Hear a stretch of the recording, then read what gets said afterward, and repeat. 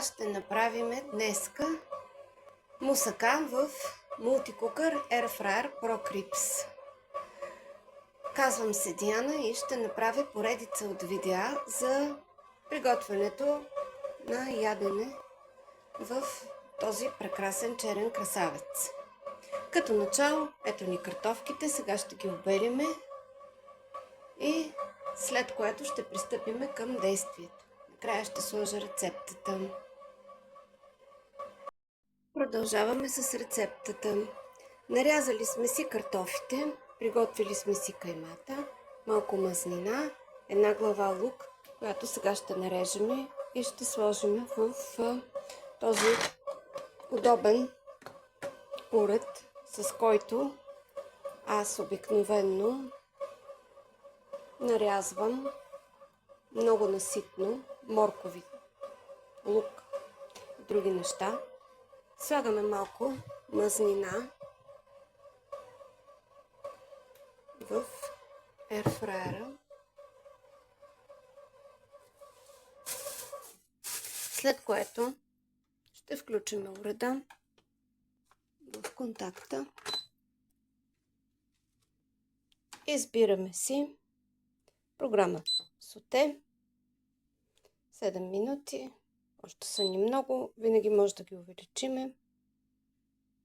6. Докато загреем мазнината. И старт. Ще изсипаме и каймата. Малко тук да...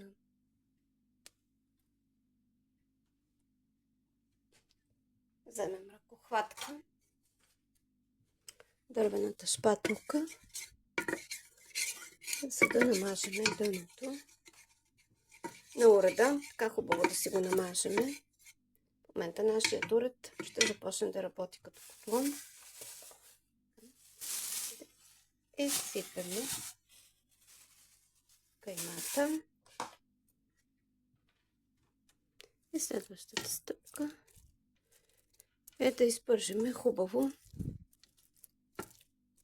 тази кайма.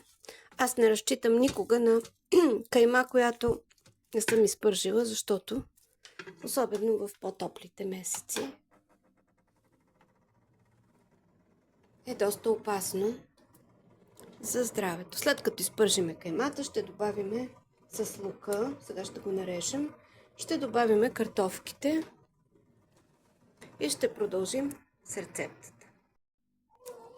Разбъркваме каймата, докато се запържва, за да съм по-точна, за да не загаря отдолу. Въпреки мазнината, която има, съм сложила около 150 грама бира, на обикновена бира, за да се получи каймата така в такова количество.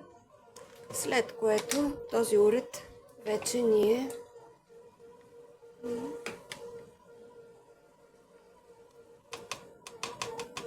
смлял. Този малък ръчен чопър вече ни е смлял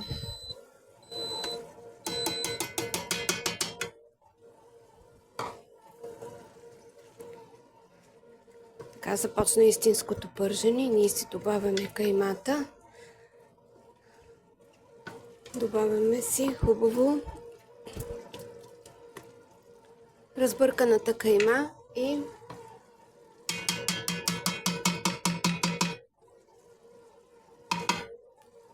цялото количество изсипвам.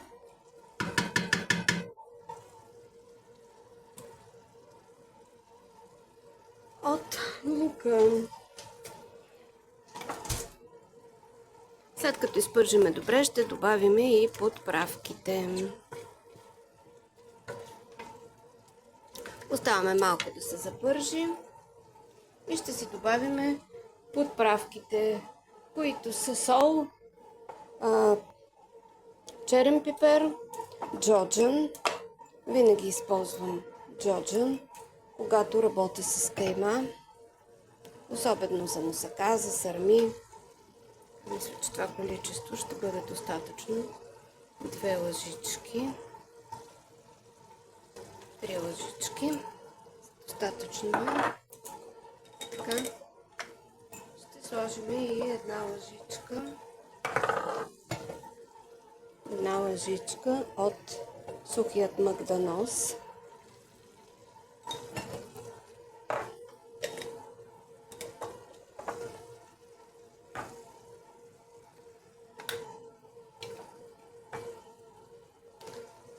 Половин лъжичка черен пипер.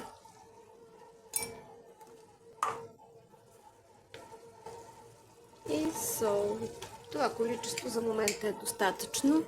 Когато стане каймата, готова и изпържена с лука, преди да добавиме картофите,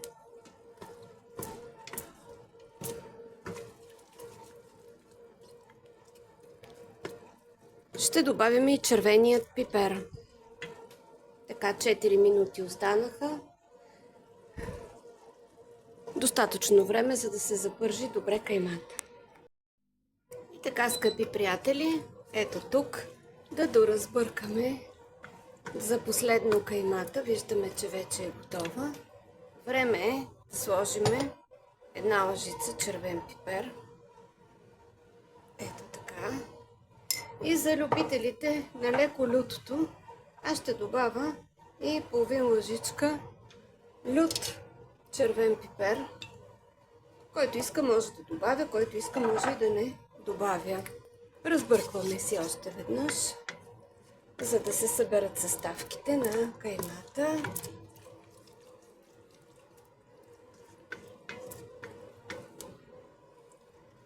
Така, и сега ще добавиме около на килограм кайма, около 2 кг картофи. Нарязани, обелени предварително. Така.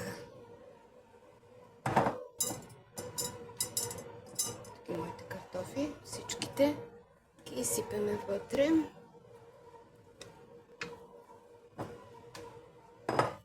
Ще разбъркаме лекичко, за да се уеднакви сместа. Така, извинявам се за лошото качество, но в момента с такава снимачна техника разполагам. И възможно осветление сме добавили, но за момента е това. Една чаша вода сме си приготвили от около 200 грама. Смятам, че 200 грама ще бъде добре. Виждате, има течност, не е без течност. Не бива да прекаляваме с течността. Така. За момента ще сложа още една лъжица червен пипер. Този път няма да слагам домати. На тази мусака, който иска, може да си добави и малко доматено пюре. Така, сложихме водата. Време е да затваряме уреда с ето го капака. Поставяме си капака, познатият ни звук. И сега прежър под налягане. Налягането е високо. Така, някъде 20 минутки.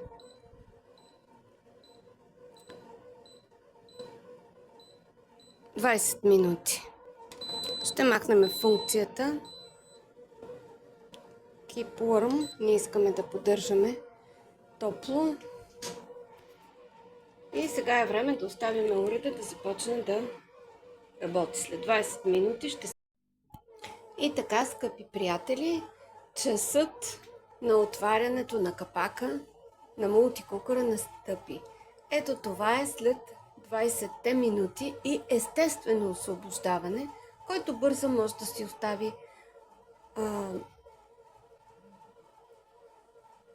веднага да извади парата от уреда, но аз предпочитам естественото освобождаване, защото по този начин използваме много по-енергоикономично уреда. Сега трябва да залееме мусаката, която вече е готова. Картофките са готови. Каймата е сварена, запържена предварително. Така, тук съм сложила малко домати. Аз слагам доматите накрая, защото картофите остават сурови, когато им сложим домати. Доматите имат такова свойство, че спират добро сваряване на картофите. Прекратяват го, запечатват го по някакъв начин и много дълго време, дори и под налягане е необходимо, за да се сварят добре картофите. Не знам, вие ще кажете вашия опит долу в коментарите или както пожелаете коментирайте. Аз смятам, че с тази стара изпитана българска технология от моята баба да добавям доматите винаги в края на едно ядене, то става по-меко, по-вкусно и по-бързо. Разбиваме си добре малко доматен сок с 2 яйца и сега ще добавим прясно мляко, с което ще залееме мусаката и случай вече яйцата са готови, чак на пяна, не е необходимо. Така, сега ще добавим и малко прясно мляко и малко. Така, стига толкова. Напълно е достатъчно. Как да кажа, около 30-40 грама прясно мляко. Много малко сол.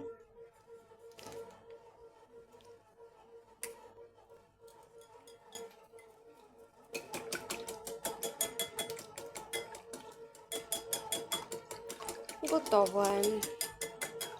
Разбили сме си яйцата. Сега ще си залеем мусаката. Ето. С цялата тази смес.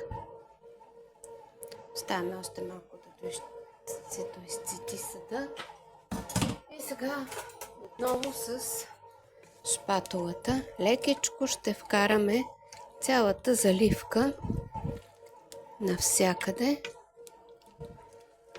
в полуготовата мусака. След което смятам да пусна уреда на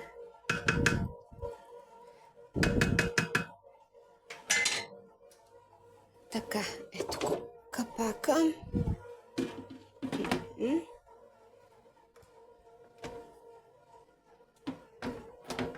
Правилното поставяне на уреда, ръкохватка в ръкохватка и тук отзад хубаво да влезе в тези щивчета. И сега програмата смятам да бъде бейк, печене, бейк, ерфрайер. Той е на много висока температура. Ерфрайера, продължавам да се чуда на бейк ли да бъде, на грил ли да бъде, на роуст ли да бъде. Ако е на грил, ще стане много бързо и ще се превземе. Хайде да бъде роуст, няма да печа месо, или стандартен ерфрайер да си оставиме.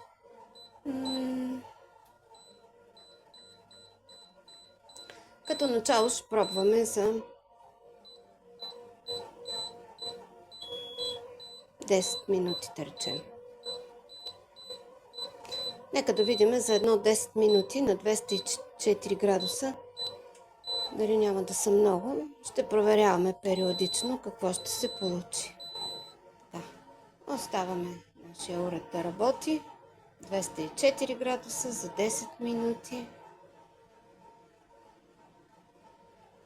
Видим сега какво се е случило най-накрая с нашата мусака.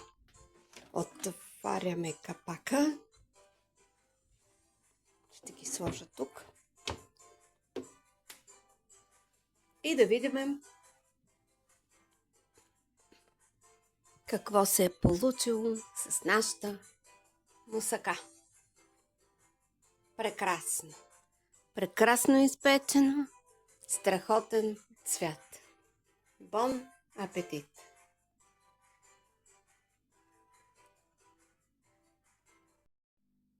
И така, скъпи приятели, ето мусаката вече е сипана в чинийка. До нея сме предложили и домашно направен хляб, който някой друг път ще ви пусна в видеоописание на отделно видео как се прави с рецептата. За сега хубав и весел ден от мен и до нови срещи! Може да се абонирате за канала ми и можете да натиснете камбанката, за да може да получите следващото ми видео. Всичко хубаво, довиждане, приятели!